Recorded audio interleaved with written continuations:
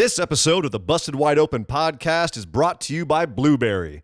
Blueberry offers the best media hosting, accurate listening stats, and their all-new PowerPress Deluxe sites, a no-setup WordPress website for your podcast with all the necessary links to share your show with the world built right in. If you currently produce a podcast and are looking for a better media host or looking to start a new one from scratch, head over to orbitaljigsaw.com/BWO and sign up for the best media hosting and a PowerPress Deluxe site to get your first month absolutely free. That's orbitaljigsaw.com/BWO, or just use the promo code BWO at checkout for your first month free. And with that said, enjoy the show. Hey guys, this is Angel Garza, superstar from WWE, and you are listening to the Busted Wide Open podcast, to the most fresh news of the wrestling. So keep listening and just remember one thing: el Latino está en la casa, baby.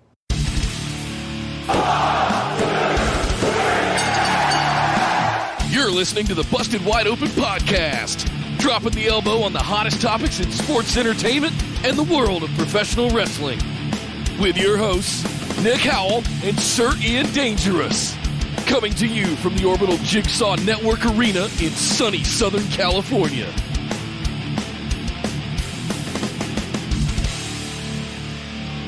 Welcome back to the Busted Wide Open podcast. But if this is your first time joining the show, I'd like to welcome you to the Backlash Recap and Analysis Show from you boys at Busted Wide Open. My name is Nick Howell.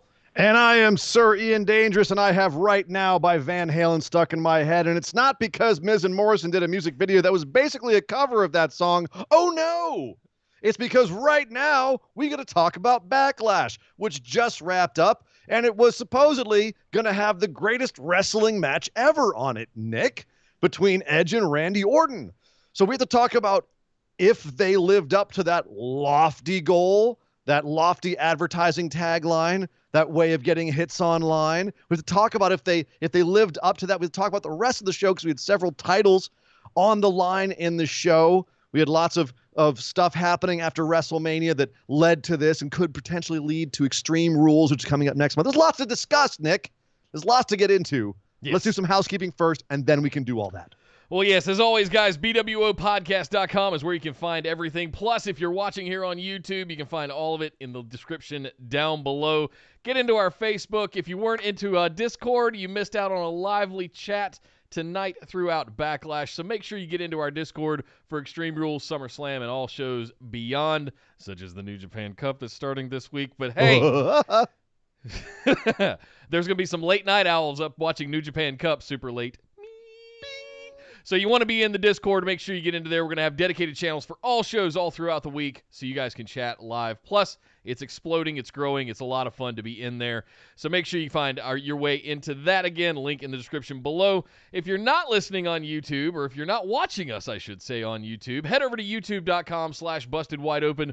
Slam that subscribe button, like the videos that you enjoy, and jingle your notification bell so you get notified anytime we put up new content like BWO Daily, which is our new daily news show Monday through Friday all throughout the week. Lots of fun doing that. It's a short 10-minute-ish news bites of the day kind of show that replaced what you might formerly known as the other news lightning round that we used to do. Hated to see that go, but it needed to be its own thing, just like listener questions evolved into the patron mailbag. But you can only find that over at youtube.com/bustedwideopen. So make sure you're subscribed to the channel to get that and much, much more content on the wrestlings.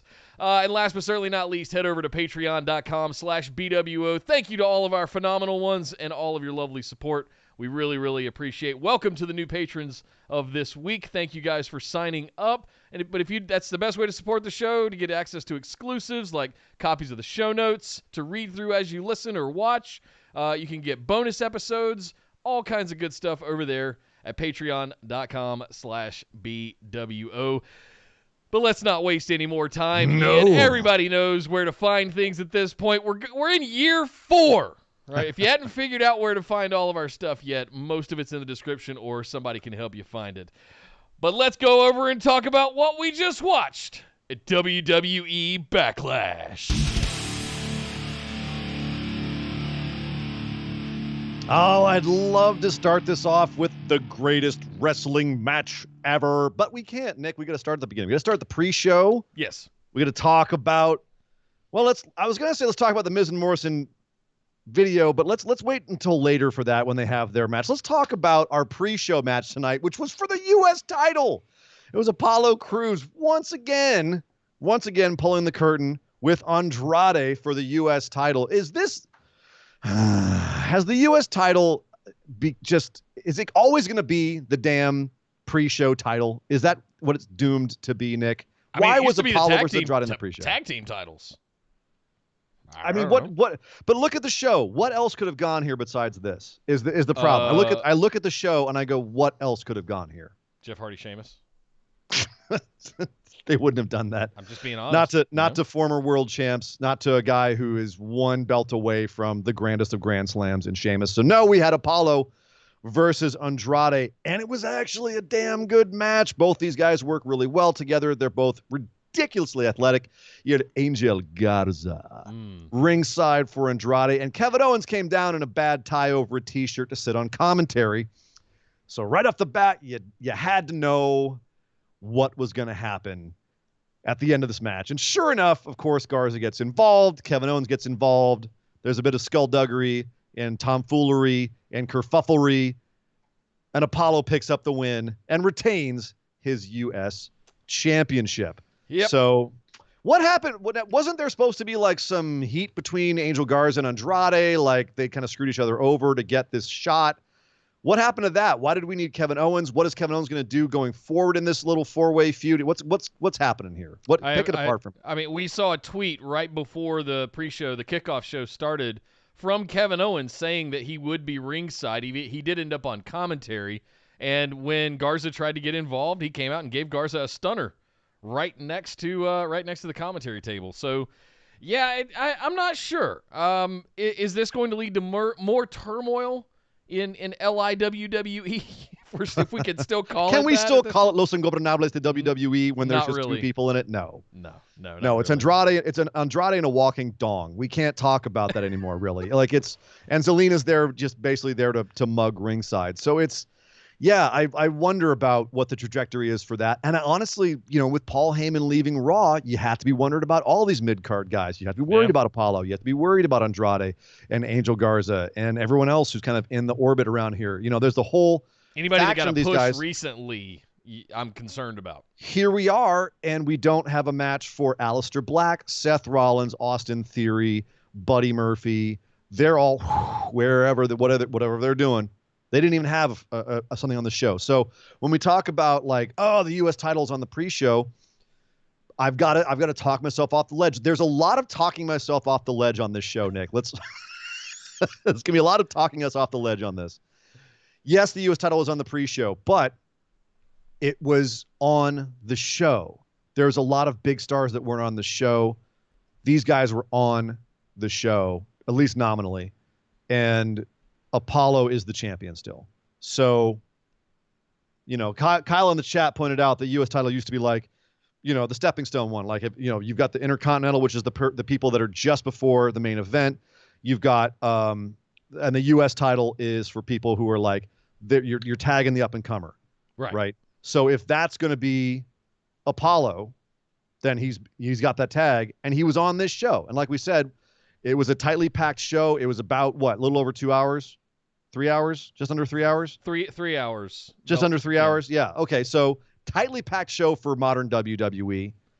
So just a few years ago, Rusev drove a tank into WrestleMania over the U.S. Championship. Yes. How far from grace it has fallen. Well, Rusev's no longer with the company, so that should tell you something as well, Nick. Sure, I'm just trying to give an indication of how high it used to be held, in what great esteem it used to be held. It used to be Harley Race's belt. I know. It's a long way. Anyway. All right. It's neither here nor there. The bottom line is it was a fun match. Apollo did pick up the win. You thought Andrade was getting the title back, and I thought it was way too soon. Yeah. So I thought they were going to steer the ship into Garza Andrade. That was where that came from, really. And yet they had nothing of that on this show. So too many strange. hits from the Garza bong, apparently. That That joke was kind of Garza wrong Yeah. there, buddy. So moving on to the main show, we have to talk about the opening match, which was the women's tag team triple threat, a proper tag team triple threat, by the way. Bliss Cross Applesauce versus the Iconics versus Bayley and Sasha Banks for the women's tag team titles, which just were freshly new around Bayley and Sasha's waists. And this was a straight up wrestling match. There was no fooling around with this. Nope. They went in there and they wrestled. And there was lots of reversals. There was lots of chaos. I actually thought they put these women, frankly, I thought, out on a limb to have them open the show. They basically were saying, you have to go in there and set the energy, you have to set the pace, set the excitement for the show.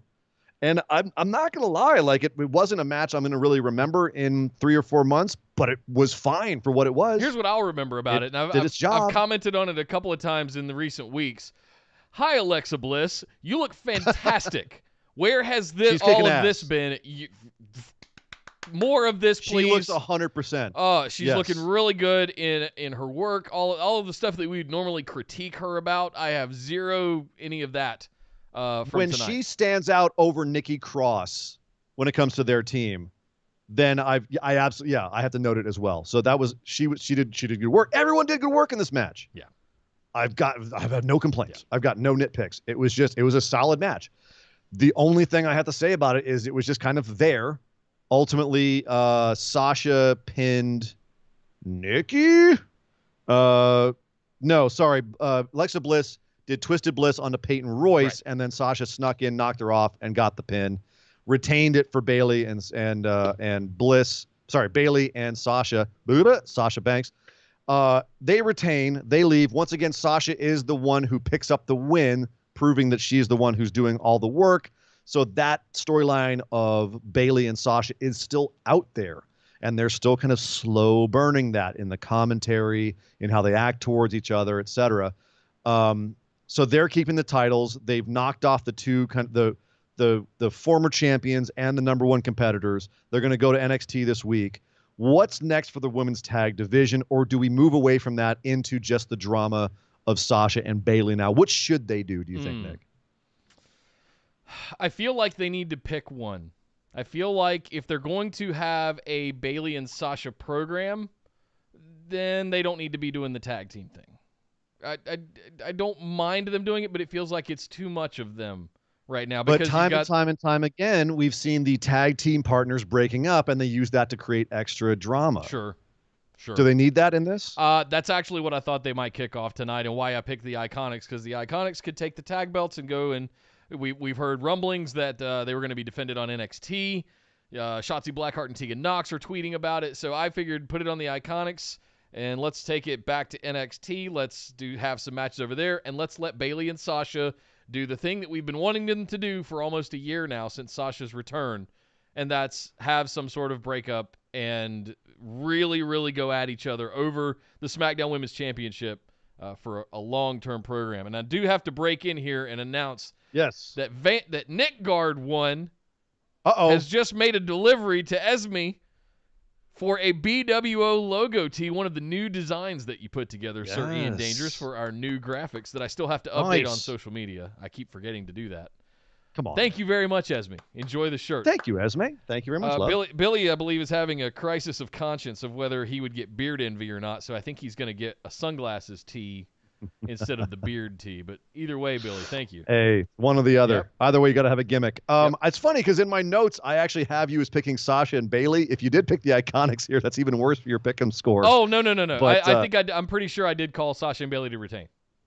Oh, you did? Yeah. Okay, good. I wanted the Iconics just fundamentally to pick it back up here, same way they did at Mania last year. So that's what I thought was going to happen. Yeah. And we were going to have a whole program with their resurgence. So I see. Yeah, no. No. Yeah. That was a fluke just when got they them a won week at Mania. ago. It wasn't, and exactly that was our thing. They just got it a week ago. We've got more story to tell with this. The question is if they really start kicking this into high gear at Extreme Rules, or if we're going to run this all the way to SummerSlam, have the turn at SummerSlam, and then run the program for the rest of the year. So that's really the question.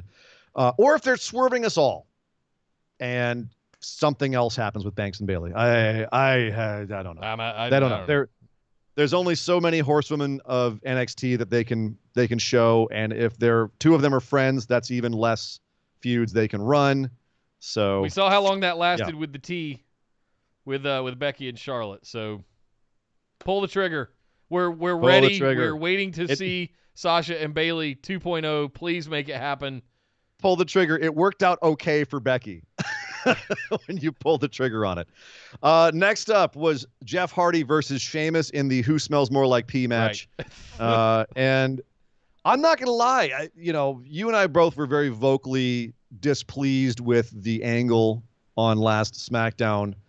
More because of it was kind of distasteful to do a Jeff Hardy is a recovering junkie angle as opposed as a whole, and kind of like the public shaming thing, as opposed to, the Sheamus makes Jeff Hardy take a piss test. Like, that's just, it's tasteless on top of tasteless. But I don't necessarily not like tasteless in my wrestling. It's when it's tasteless and needlessly harmful to Jeff. I don't even know it's harmful to Jeff. Maybe he thinks it's cathartic, but to me, it's cringy. Yeah. The whole throwing the pee in Sheamus's face is all right, fine. It's wrestling. I mean, we thought making people eat dog food was bad 3 months ago. I mean, now we're throwing beakers of piss on Sheamus. Beakers of really dark. The man needs to drink some water piss too. Just throw it there. It was like syrupy. Come on. Okay. All right. And then the slow motion of Sheamus with his mouth open, going, and spitting it out.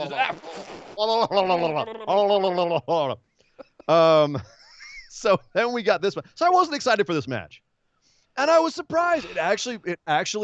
They got me into this match by the end of it. It started off a little bit kind of okay, but by the end, they got me into it. They were hitting hard. They were going at it. Sheamus was beating the absolute crap out of Jeff. Jeff was doing some great selling and some great babyface comeback stuff. It's what he does best.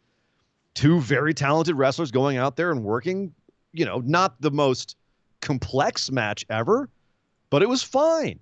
It was fine. It was fine. It was fine. It over-delivered for what I expected. I'll put it that way. It was about what I expected. I wouldn't say it over-delivered.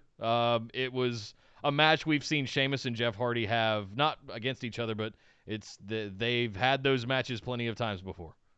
Where it's like you said, it's fine. It was fine. Yeah, I mean, I would give it a P plus. No? Okay. So the question is, at the end of this whole thing, Sheamus ends up giving the big boot to old Jeff. Put him down at the very end, and wins, which means to me, this feud shall continue. Should it continue, Nick? Because I feel like on the one hand, as if I'm a wrestling booker, they've got some good heat behind this. The two guys hate each other. Maybe this match didn't start off as hot as I felt like it should. Like if someone had tried to run me over with a car and frame me for running someone over with a car and try to send me back to AA and make me lose my job and the respect of my family and friends, I wouldn't start off coming to the ring and doing my little dance and stretching everything. I'd be really goddamn pissed and I'd try to kill the guy. Yeah. So they didn't quite have that intensity here yet. And I feel like they should have. But all of the pieces are there for them to have that intensity. And yeah, maybe it happens at Extreme Rules. Maybe it all comes to a head. It's Extreme Rules. This was a wrestling match. Have these guys escalate. Exactly. Maybe it should escalate. Would you want to see more to this? Sure. Yeah? It's better than Jeff Hardy beating down on Shorty Gable. Oh, you mean Sheamus beating up Chad Gable? Sorry, it's better than Sheamus beating down on Chad Gable. Yes. Yeah, I agree. I'd rather have Sheamus in this feud than not. Can we turn this into they don't like each other now? Give Jeff Hardy something really tall to jump off of. And that sounds like Extreme Rules. Right? Have a ladder match. Sure. I don't know. Sure. Whatever. Yeah. Give Jeff a ladder. Yeah. I don't know if he should have a ladder over 40, but whatever. I wanted to see Jeff win here, and I think that's why I picked him, is because you did. I thought that it would be getting his back from the being framed for a felony DUI hit and run and putting Elias in the hospital. Excuse me, local medical facility. Right. But again, if you want to keep if you want the baby face to feel like he's got to climb a mountain here, he's got a really big mean guy in Sheamus, and now you really want to see him get his. So maybe he beats down Sheamus at Extreme Rules. Maybe. Fine. Okay. All right. I can wait. I can wait for this to continue. Sure. As long as we don't get too many more segments like last Friday. No. Because I think fundamentally they're building this correctly. And this match, like I said, it was fun. My only fear is not bad. that we saw with the dog food. It started out as a one-off with the dog food, and then it turned into the Usos and Roman eating dog food, and then everybody's eating dog food all of a sudden. How do we get more pee in this angle? Right. There's just no more pee. Can we have Jeff Hardy actually pee on Sheamus in the corner? Can he swanton bomb into a giant vat of pee?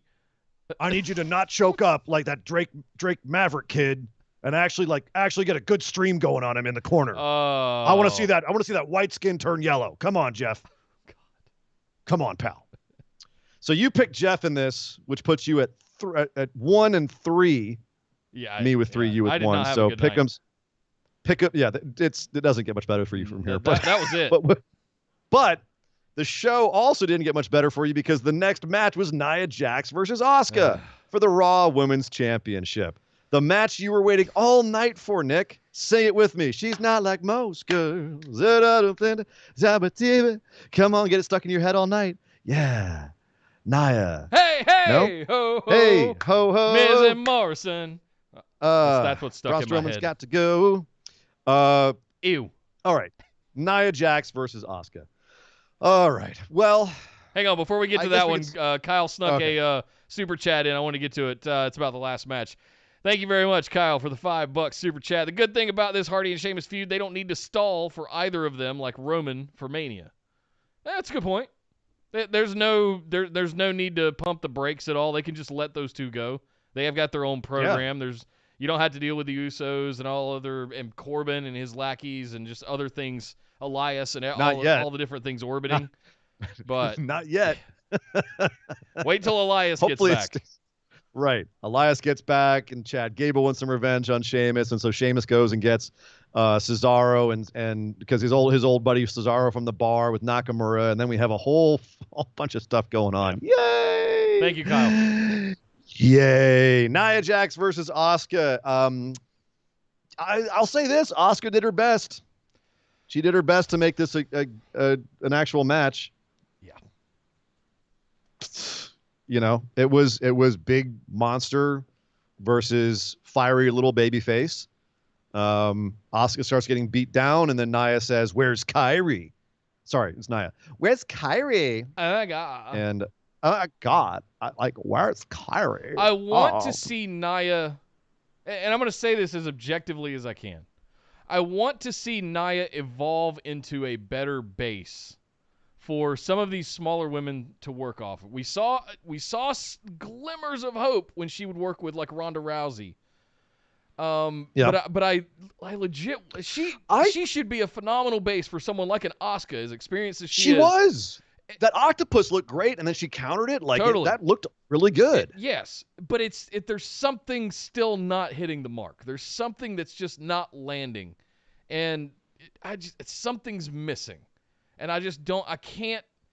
As you guys know how I feel about Nia, but all of that aside, I have hopes that she'll find her place as being that monster base that everybody can work off of, and she just really hasn't hit it yet. And it's only the most experienced ladies that are able to find and work with her effectively. Yeah. We've seen Alexa Bliss have a lot of problems in the past working with Nia.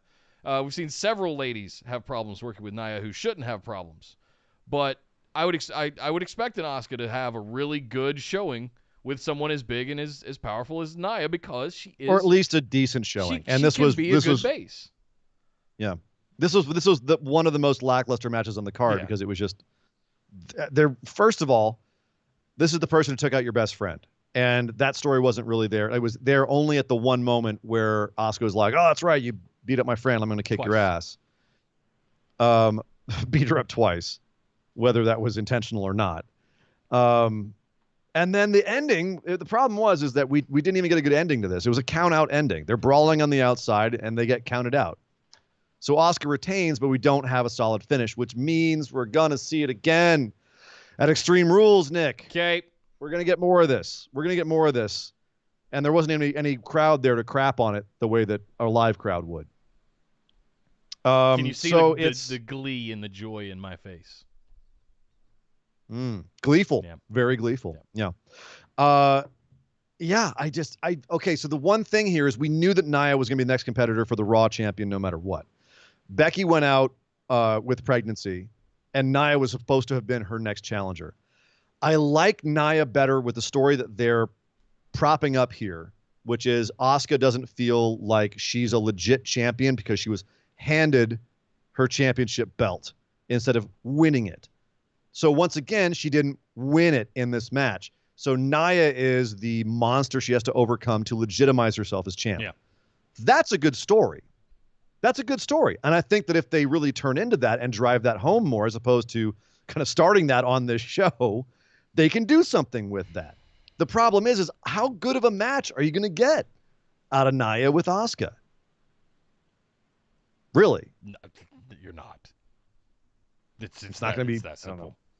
The high water mark is not going to be as high as when she moves on and goes on to somebody else and picks back up with Charlotte or whatever. Because her and Charlotte the last 2 weeks on Raw have just been like, it's so refreshing. Terrible endings, but yeah.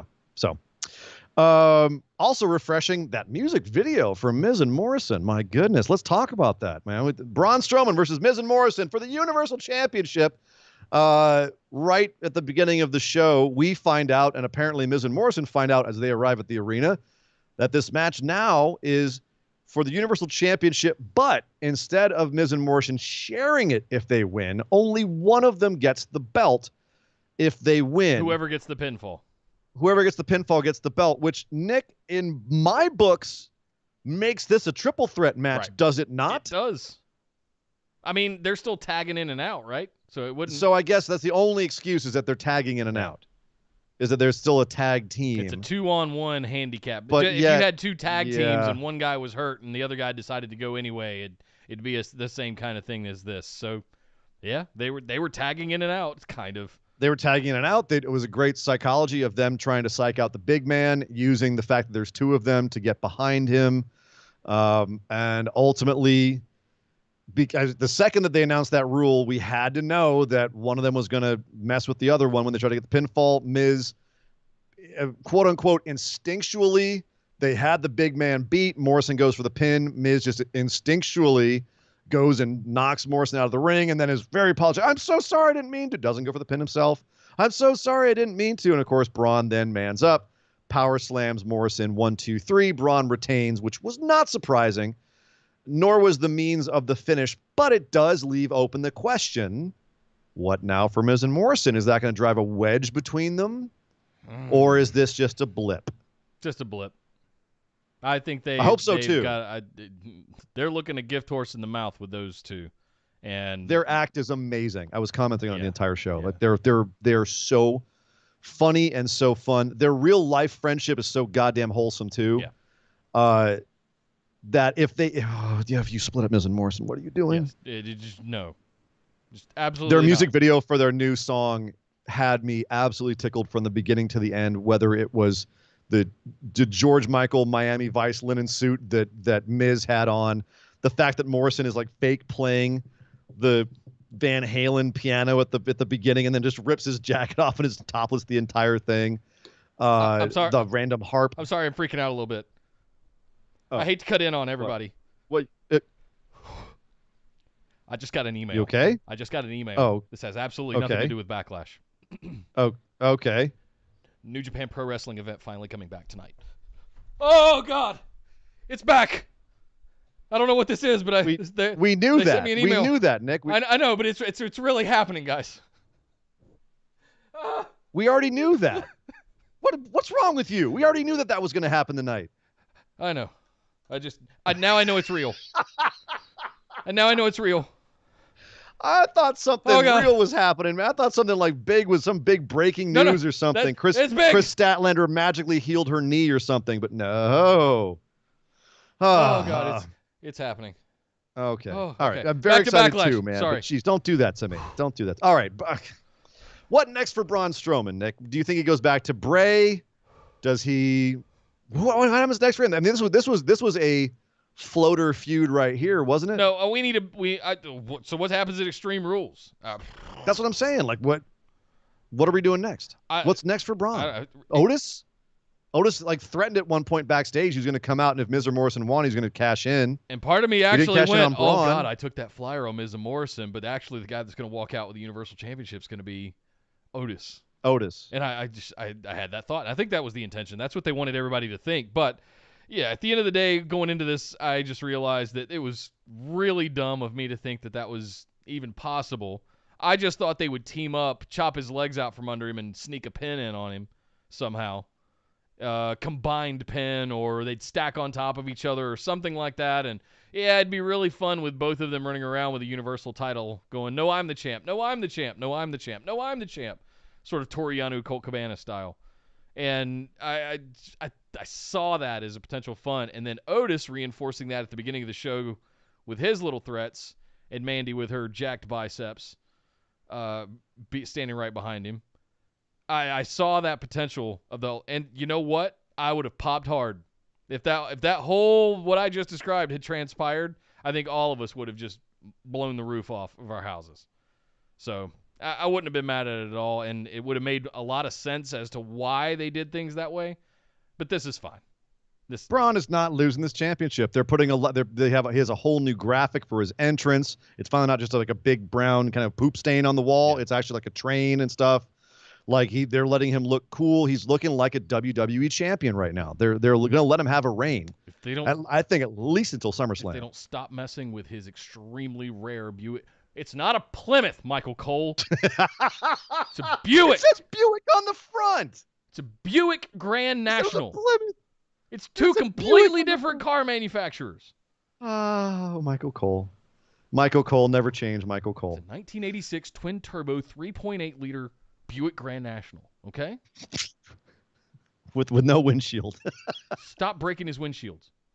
Oh, they broke his windshield again later, and we'll get to that. But first, before we get to that, we have to get to Drew McIntyre versus Bobby Lashley. Yes, both your Universal and WWE Championship did not go on second to last. They did not go on last. They went on third and fourth to last.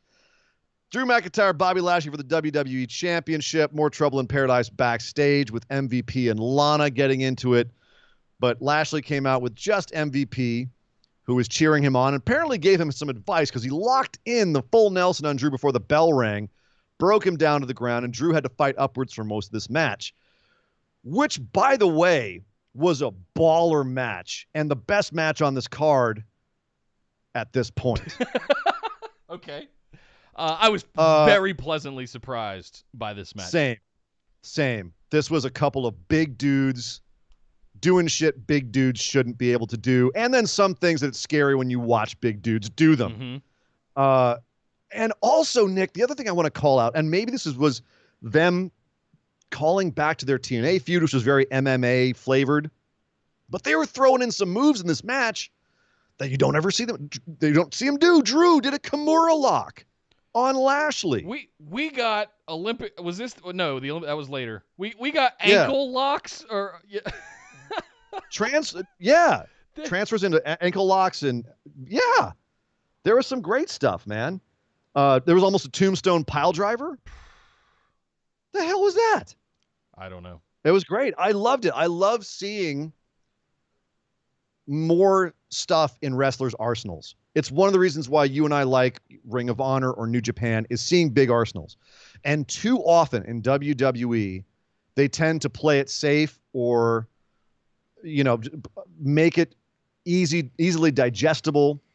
And it's why you get the 5-move of doom syndrome, right? Where you have the moves that you recognize. Okay, well, we know this move. Randy Orton's one of the biggest offenders of that.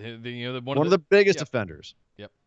So when you see some of these guys whipping out new moves into their move set and into the flow of the match, it's impressive. Yeah.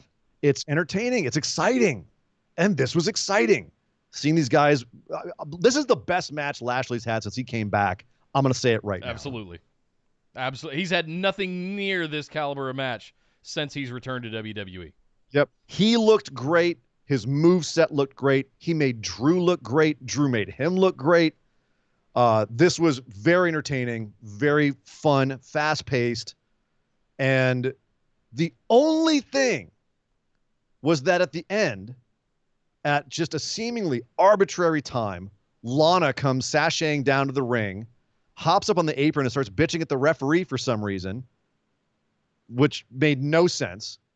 And then, of course, because she's on the apron, Lashley keeps almost running into her, then does run into her. She takes out MVP on the outside. Lashley turns around into a Claymore 1, 2, 3. And So I think I woke my lady up with a God damn it.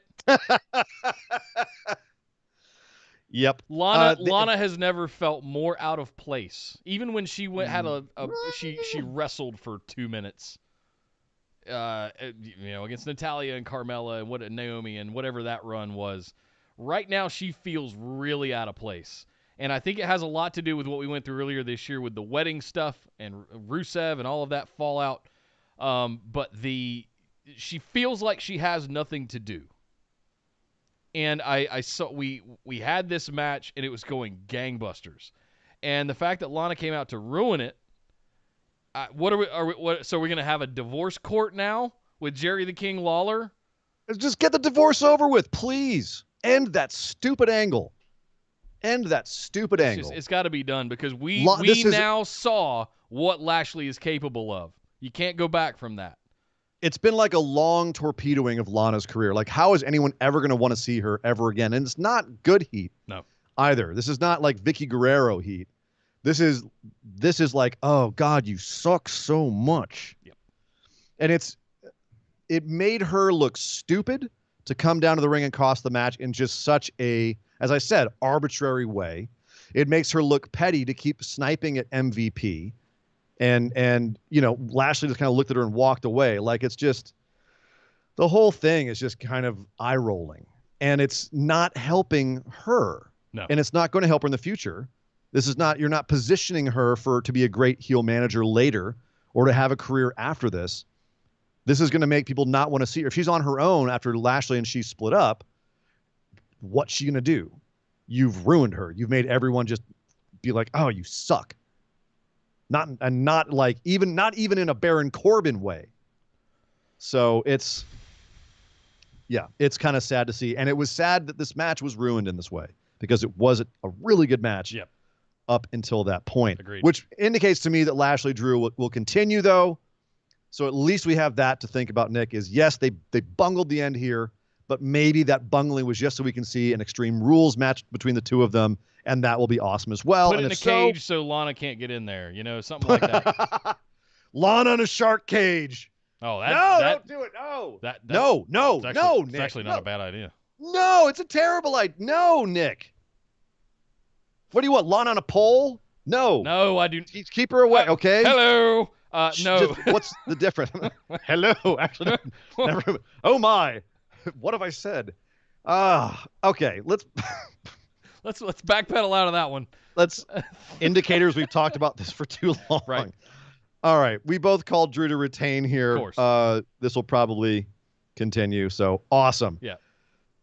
Now we get to the part of the show where stuff's going to get real interesting because shit got weird from here. Weird. I Nick, felt like I was watching a Netflix B movie. So we thought when we did the pick'ems that we were going to see New Day versus Cesaro and Nakamura for the SmackDown tag titles. That was not the match we got. We got Street Profits versus Viking Raiders. Anything you can do, I can do better. Finally, for the tag team titles for Raw. Finally, we're getting a wrestling match. Was what we were promised. Yep. That was not what was delivered. But before we get to that, in the Super Chat, Line Drive Kyle, thank you very much. $1.99. He says, Punk did propose a shark cage in December. Yes, and I shit on it then, and I shit on it still. It's more appropriate now, I think, for the shark cage. But because the whole point is to keep the person in the shark cage out of the ring and not unable to do anything. Right. But no! Oh, God, no. Street Profits versus Viking Raiders never got started as a match because it started as a brawl backstage. These guys who are all very friendly with each other are brawling backstage? What? I All right. Well, they brawl backstage, and there's all kinds of. This is going to be a really tough match to describe, Nick, because so much happened. There was so many gags and weird things that happen in this. It was a much student film is what. Good Lord, what is happening? Oh, we dropped. We again. are back. No. Hang on. Hello. Hang on. I think we're back. Are we still going? No. Wait 1 second. Let it recover. Okay. Are we back? Hey, ho, ho, Miz and Morrison. Okay, we're back. All right. Wow, okay, that was a little freeze there. All right. I think we're back. Sorry about that, guys. See, the Street Profits versus the Viking Raiders was such a bizarre match. It broke our stream. Yeah. That was That's just, how bizarre. or talking about Lana for way longer than we needed to. Torpedo. This was a ninth grader's student film. Is what it felt like, a parody of the first Fast and Furious movie and like Miami Connection or something. Some shitty Netflix B movie. I love stuff like that. I have a weak spot for those kinds of things. But I was told at the beginning of the show, after all of these antics over the last few weeks, we were finally going to get a wrestling match for the Raw Tag Team Championships between. I'm not ever going to call them War Machine again because they've lost that privilege. No, they're Viking Raiders. They are the Viking Raiders now. They're Viking Raiders.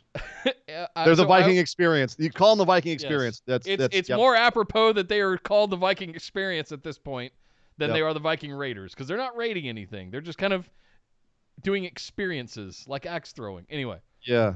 No, this was all over the place. So we had people get put through the windshield of Braun's car. Then they fight inside, and Montez Ford ends up taking a bowling ball to the balls after they all get chased off with axes. And then they're outside, and Dawkins puts Ivar through a pane of glass outside. Ivar starts dreaming about turkey legs again. And then, Nick, shit got really weird. As if it was already kind of bizarre. Pause, because Billy Stickler just gave us $9.99 in the super chat and says, "Holla if you hear me." Holla, holla, holla. No, no, Big Papa Pump. Holla if you hear me. Oh, okay. On my pumps and pumpsettes. So then they're in the parking lot, still kind of brawling, and they turn around, and a whole bunch of black-clad dudes on motorcycles roll up. The lead one gets off, takes off his helmet. It's goddamn Akira Tozawa, now apparently playing the boss of a group of motorcycle riding ninjas. And we proceed to have a parking lot brawl with motorcycle ninjas. Motorcycle ninjas.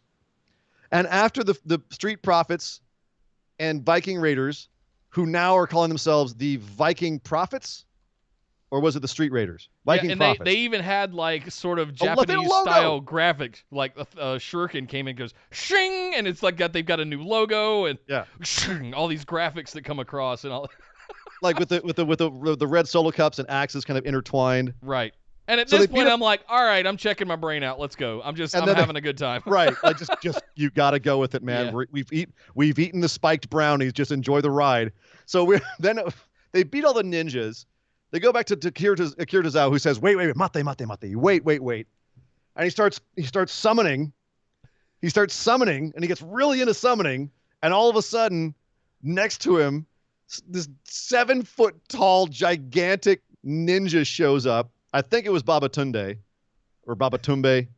Mama Tumbe. Yeah. Whatever. One of the big guy from NXT shows up, dressed as a ninja. And all four of the Street Profits and the Viking Prophets just go, yeah, nah, we're not messing with. He pulls out a big old sword. Nah, fam. Ivar actually uses the Force. He calls his turkey leg, which had fallen into the bush, like Thor's hammer, takes a big bite out of it, and then the ninja pulls out his samurai sword, and they all go, yeah, we're not messing with. No, we're out. They all go jump. Eric tries to go in and go, I got this, and they're like, nah, fam, don't do it. Don't go. No, you don't. No, you don't. You really don't. Those are ninjas, fam. They end up running down the tops of one of the production trucks and all falling / jumping / being thrown into a pile of garbage, wherein Ref Jess shows up and repeats the catchphrase, the tagline, the oft-repeated line that Ivar is so cute, and the other guy, you not so much. Eric, not so much. And then there was an alligator in the trash. No. Come on, pop culture movie references. That was the trash compactor. I know from Star it Wars. was the thing from Star Wars, but it looked like an alligator tail. It makes more sense. Looked like a giant tentacle just flopping around. I don't know. Yeah. Okay. So this went on for a long time. There was a lot of gags getting thrown around. And you know what, Nick? I'll say this. Some of them hit, some of them didn't. And for the first 5 minutes or so, I was definitely I was so mad that we weren't getting the damn wrestling match finally. I want the tag team division to be taken seriously. I want my wrestling match. Hashtag my wrestling. But goddamn, by the end, I was like, this is actually really funny as hell. Yeah, this is quite enjoyable. Damn it, that was really. I was have 2 new funny. T-shirt ideas I have to share with you. Sorry, guys, I can't tell you here on the air. But we got a couple of new T-shirt designs to make. I want to hate this. I know if I go back and watch this, there's gonna be so many lines I'm just gonna want to keep repeating. Yeah. And moments that I thought were funny as hell. What's the thing Montez Ford does? She wants Ava, but not Eric. There's little things like that. They're all obviously having so much fun with this. Yeah. They're basically, hey, go out and just goof off and have fun. It's cinematic. You guys, your role is not to have wrestling matches. That's what everyone else is doing. Your role is to make people not think about everything else that's going on in the world today that I'm not going to mention because I don't want y'all to think about it. Don't think about it. Think about this goofy ass, I can't even call it a match, experience. Yeah. Viking Profits experience that happened because I guarantee I didn't think about a damn thing but this the entire time I watched it. Yeah. And I was hating myself for chuckling everything because again, I wanted my match, Nick. But I can't deny this was entertaining. I can't deny it. I want to deny it, but I can't. It was too fun. Yeah. A couple of super chats. Esme sent $10 in. Thank you very much, Esme. She says, "War Machine, it's War Machine, damn it." Not anymore, Esme. I'm so sorry. Yeah, no. War Machine is dead. Long live Viking Raiders. Yes. That's kind of like Anderson and Gallows being Bullet Club. When they came to WWE, Bullet Club go bye-bye. No more Too Sweet. And now it's the same thing with War Machine. Now they're officially Viking frickin' Raiders now. Yep. Yeah. Also, we got Kyle with another $5. Thank you very much, sir. It says the only thing this was missing was Pirates. Where's Paul Burchill when you need him, damn it? They're going to have a sequel. There's going to be more of this. Yeah. Paul Burchill is still out there. I'm saying he and Carlito could show up real easy. There you Real go. easy. Oh, yeah. I mean, while we're at it, what is Akira Tozawa going to show up with a bunch of ninjas on Raw next week? Are they going to ride crotch rockets down to the ramp? Is this canon? Is this canon or is this like in another world? I'm just curious. Esme makes a great point in the chat, by the way. She says this is no Stadium Stampede, and it's not. This was like a 10th. Do you think this was a counter to that? Absolutely. She makes a great point. I think this was absolutely them going, dude, if you're going to do Stadium Stampede and everyone's going to frost your balls over it, we're absolutely going to do this. We're going to go crazy too. Look at us. We can do gags as well, guys. So Brian, to counter what what Esme said this was like ordering a steak and getting cotton candy and funnel cake instead. I can't be mad, but damn it, I still want my steak. And hopefully some point we get our steak. And I've got more steak. I think we will. I got more steak metaphor coming up actually in the next match. Yeah. So hold on to the steak metaphor. But he's not wrong. Right. It's ordering something or expecting something, being told something's coming, and then you get something else. And the something else you get is really good, but totally different to what you were expecting. Right. And maybe later on when I feel like cotton candy and funnel cake, I'll go back and watch this match again and be like, it's sweetly sweet. It's melting on my tongue.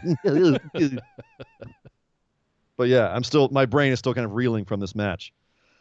I gotta admit, I'm also a fan of the turkey legs. I can't go to a Renaissance fair without having a giant turkey leg. So well, you do look like Ivar's first form, so that's not really surprising. True. That's true. Yeah. There's too many people that write us on this show and go that you're really attractive. Me, not so much. Yeah. That's kind of our gag. They're stealing, but it's okay. That would be the first thing. But not Surrey and dangerous. Oh, girl. Oh man. So, Nick, it's time. We finally have to do this. We have to move on and talk about the greatest wrestling match ever between Edge and Randy Orton. Oh, God. So, the greatest wrestling match ever. Yeah. How they build this. And the match starts off with Michael Cole announcing as if it's this great thing. We have enhanced the sound for your enjoyment and extra camera angles. We've made this an even more special match than it already was, which of course is Michael Cole WWE's we pre-recorded this match to make sure that we could edit it so that it was no botches and was exciting. We piped in a bunch of fake crowd noise because we only got 20 people in the damn building, and they're all exhausted by this point and don't know when to cheer and when not to cheer because they're worried about getting freaking fired. So then we're going to have a couple extra camera angles. Awesome. Oh, yes. They actually had one of those. This is awesome. No, that was the PC people. I know. That was their version of This is awesome. This is awesome. God, I want to sit down. I think they went to pond5.com and just downloaded like some stock audio from Beehive and just laid it over the top as like room tone. Well, they need to go from Pond 5 to Pond Far because we need to get some serious excitement in here. And if you want to get people lit up, yeah, you know it's all about Pond Far. That's for my nerds out there. Okay. So we got the piped in crowd noise. We also got piped in Howard Finkel's freaking ghost. Because they dropped down, this was one that, man, I'm still figuring out how I feel about this. You had Little Nate as the ref dressed in the old powder blue with the bow tie. So throwback ref attire. You had the old Madison Square Garden drop down microphone with the two mics coming out the back and a spotlight on it. No one there, but the voice of Howard Finkel. May you rest in peace. Announcing and the old MSG logo from back in the WWF kind of days. Yeah, and early 80s. Yeah. Yep. So real throwback feel to start with that. And You know what this felt like to me? What my gut reaction was is like, this is some shit I would create in 2K. Like this like I would have like the old throwback arena with the old ref uniform, and I'd have Fink announcing. And I'd have like I'd pick the Performance Center as a venue, and I'd have like different crowd things. It was like a creator wrestler kind of supercut, and it felt silly, and I didn't take it seriously at first. I mean, once they got going, Mm-hmm. But the setup initially and all of the noise and all that stuff, it's just no. No, it's just too much. It's funny because some of it I liked and some of it I hated and some of it I don't know how I feel about yet. You know what I mean? I don't know how I feel about Ghost Finkel. Like I as a tribute, great, but it just felt like it was capitalizing on it a little bit too, and it just I haven't quite. The show just happened. I haven't quite settled on that one yet. I don't know. I hated the piped-in crowd noise, the fake cheers and the fake boos, and we were debating it in the chat while it was all going on. We were debating it in Discord, and some people didn't mind it, and some people liked it, and some people, like me, hated it. To me, it felt so forced. It felt like a bad sitcom with a laugh track. It felt fake. You could tell there wasn't a big crowd there, and the timing of it was off, and it just. You know what I mean? It was like, because Nick, let's say this. It was not the greatest wrestling match ever. Correct. But you know what it was? A goddamn good match. Yeah, it was. It was really freaking good. And had they just left it alone and not done all this pomp and circumstance, not done all of this staging of everything, and just let those two brilliant performers have their time, it would have been flawless. But this is the thing, is to go back to the steak analogy, it was like having a perfectly cooked steak. And you don't know if it's the best steak in the world, but it's one of the best steaks you've had in a while, right? You know it's a damn good steak. Like, it's a really good steak. Yeah. But then they like threw a bunch of confetti on the plate, and then there's like a whole bunch of garnishes around it, and like you've got waiters coming up to you while you're eating it and like singing stuff at you, and you're just like, enjoy my goddamn steak without all this extra bullshit. Please? All the extra bullshit is ruining my experience of this steak. It's well said. And that's what this match was a whole bunch of extra shit, some of which kind of actually messed with the flavor of the steak itself that we didn't need. And honestly, I would have enjoyed the steak more if on the outside of the restaurant it hadn't said best steak in the world, because now I'm judging that steak. And I'm getting a steak that if I hadn't seen that, I'd be like, man, this is one of the best steaks I've had this year. I can't remember the last steak I had. It was this good.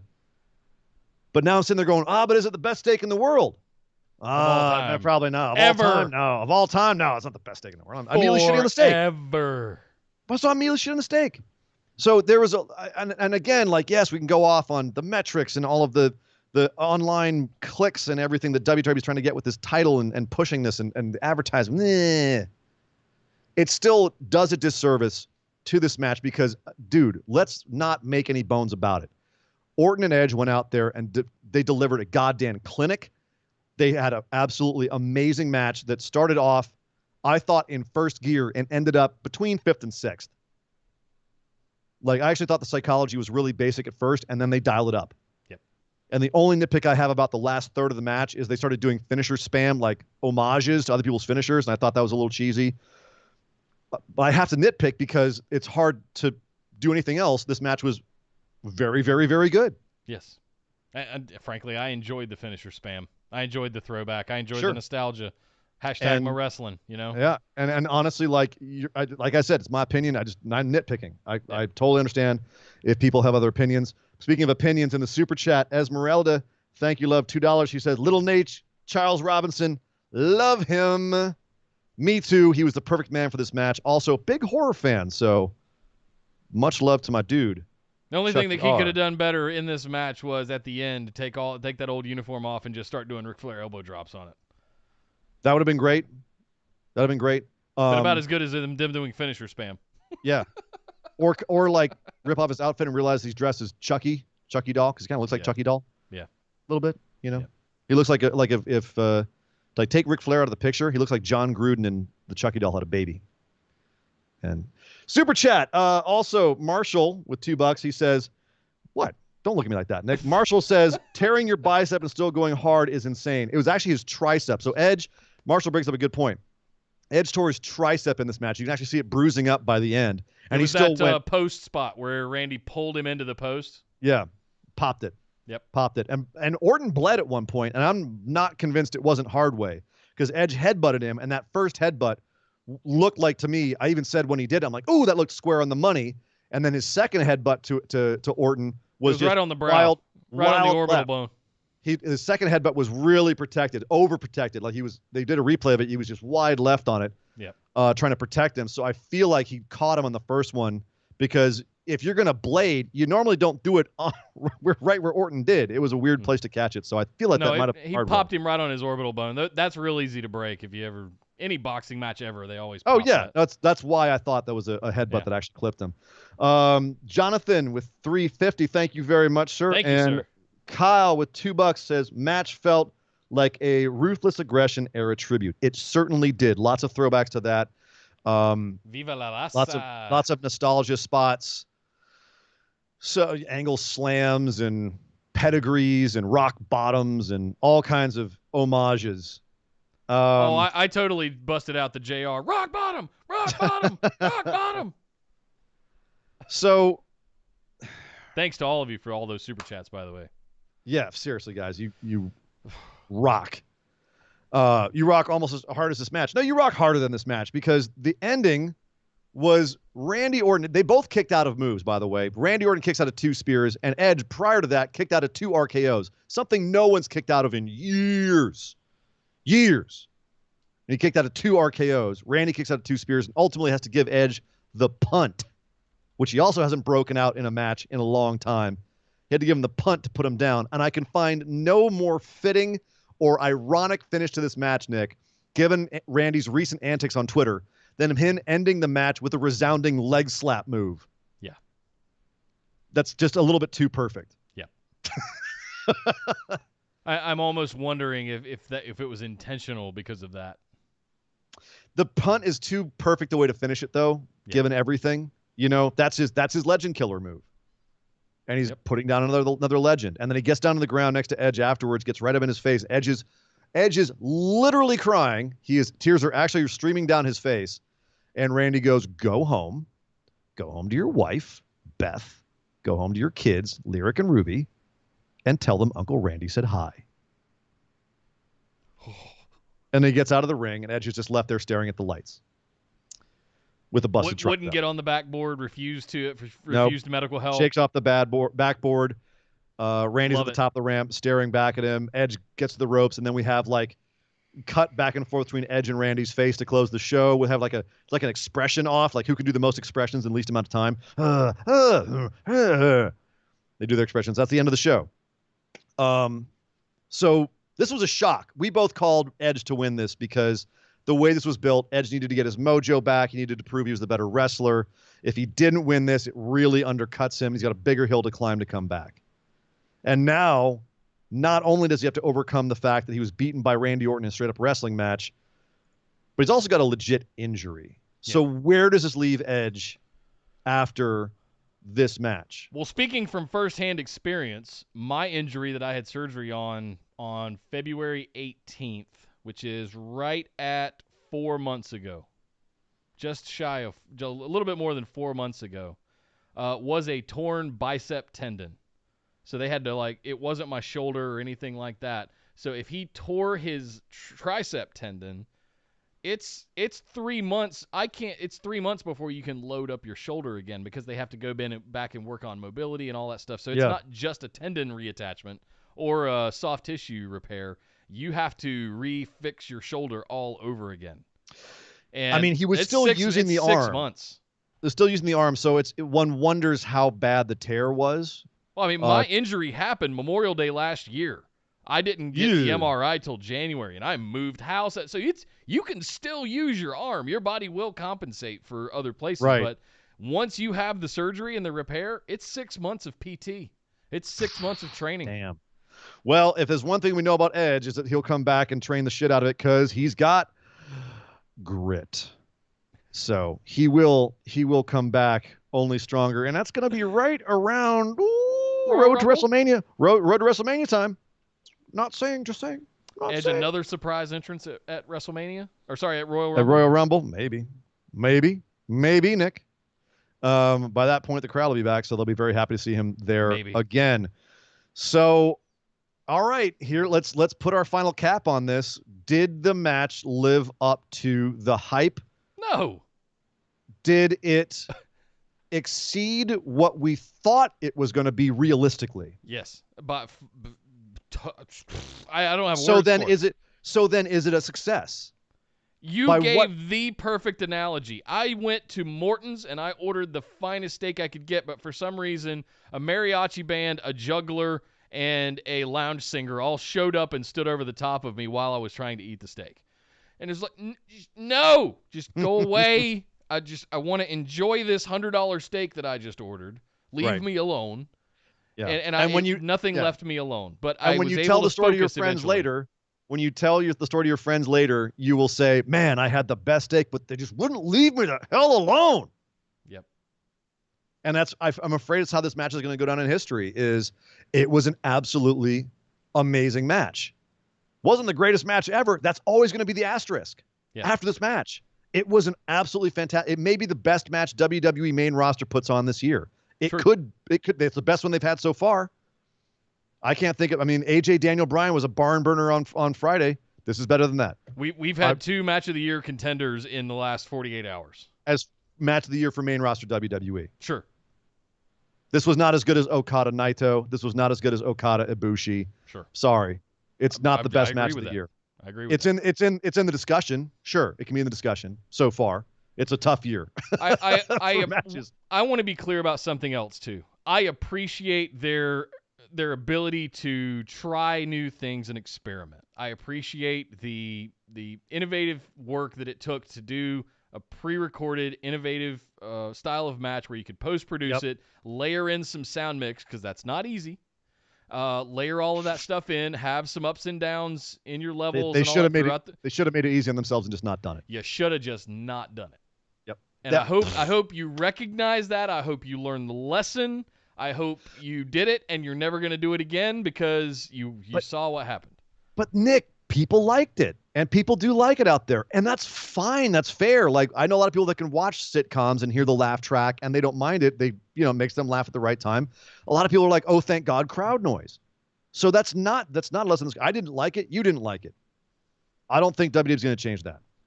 And I do wonder, as a little asterisk to this before we move on and move out, is that we both agree it was a success against itself. It was not a success against its billing or its hype, but it was a success against our expectations of what it realistically would be. But I wonder if it would have been, or if it could have been, if they didn't edit the shit out of it and they didn't shoot it in this way. Yeah. I wonder. And overall backlash. Overall backlash. Well, one thing I will say, I hope they keep the overhead cam, because I love that in Lucha Underground. I love it in boxing matches. Like, keep that overhead cam from the Randy Orton Edge match. Keep that. Overall, meh. Honestly, it was there. I don't know if I'll remember this pay-per-view for anything other than the greatest wrestling match ever and the Viking Raider Street Profits shenanigans in 6 months. A lot of the matches were just kind of there. I didn't expect much from this pay-per-view, and it kind of fulfilled those expectations. Yeah. I'll remember it as Bobby Lashley almost killing Drew McIntyre. The one thing we didn't talk about, that outside spot where he tried to hoist him up and then lost his balance and then fell dropped forward him on his head. And luckily Drew is good enough in the air that he was able to tuck and roll. But Drew's a heavy guy, man. Listen, I was like you. I was not expecting much going into this pay-per-view, and frankly, I had mixed emotions watching it live, going through it. New Miz and Morrison video, Alexa Bliss looking really, really good in the ring again. We didn't bring any piss back out to the ring in the Sheamus Jeff Hardy match. Piss? Yeah. Drew McIntyre and Lashley surprised all of us. I believe it's fair to say that we did not see that match coming. Sure.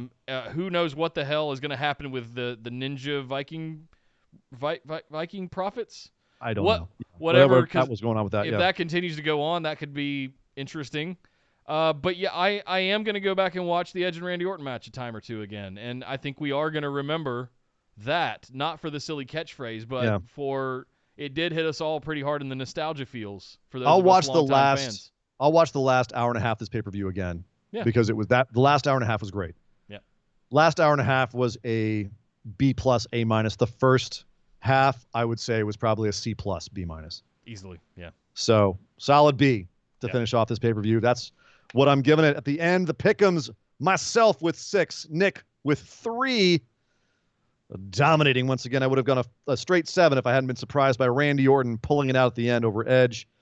But yeah, Nick, overall, I will say this. I don't want to come across like I'm down on it. I was entertained. And these days, if there's one thing that's kind of crystallized for a lot of us who watch wrestling, is that at the bottom line, we just want to be entertained. There's so much going on that we want to take a little break from, and we want to just go have a little fun time. And you know what? This accomplished that. It did. It did. Last little super chat I got to sneak in here. Troy Kearney sent in $2. Thank you very much, sir. He said Edge will quit after a spear from a wheelchair. From a wheelchair. Oh, don't bring up wheelchairs. Zack Ryder is still sore about that. Breaking news, in case you hadn't, ACL diving onto Kip Sabian. Stop. So now we're going to potentially have Britt Baker. Did we drop again? We dropped again. God almighty, what is happening? My internet must be flaky tonight. Oh, man. Hang on. I'm going to have to edit the hell out of this one. Great. Oh, boy, that's fun. All right, so we're back in. So I'll start over again so I can snip that in. We're back. Hello. Yep.